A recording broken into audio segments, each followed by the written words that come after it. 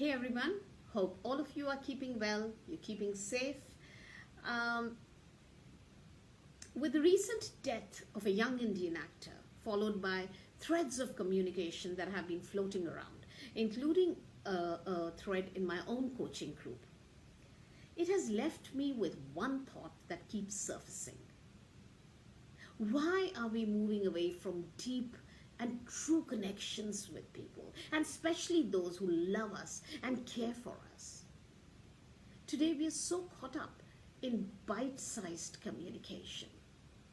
We're so focused on the likes and the loves that we receive on our posts and on our videos on social media that somewhere we have lost the art of authentic communication.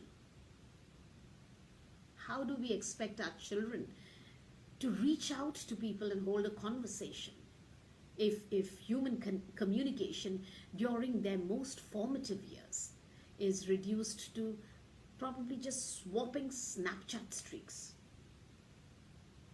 And as connectivity is increasing, connectedness is slowly losing out. And research has shown that the number one killer in our society is social isolation, loneliness.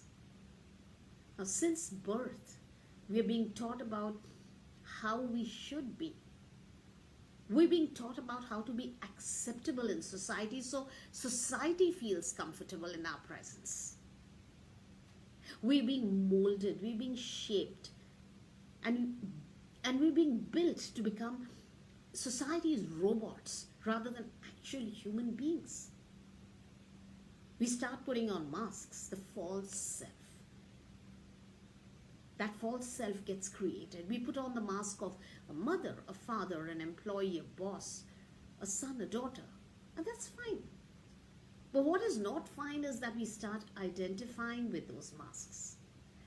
Sometimes we put on the mask of acceptance because we need to be accepted to feel good. Why? Because rejection is so painful.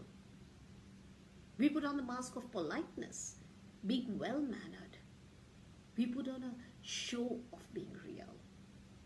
Internally, we feel empty, dead. We feel phony. We feel false. We're unable to be spontaneous and alive. Long gone is the authentic self, the self that we were born with. These masks, these protective mechanisms can become so wired into the brain and personality structures that they start requiring a dramatic, life-altering event to break through them. So some people survive that life-altering event and they become stronger. But some just give up.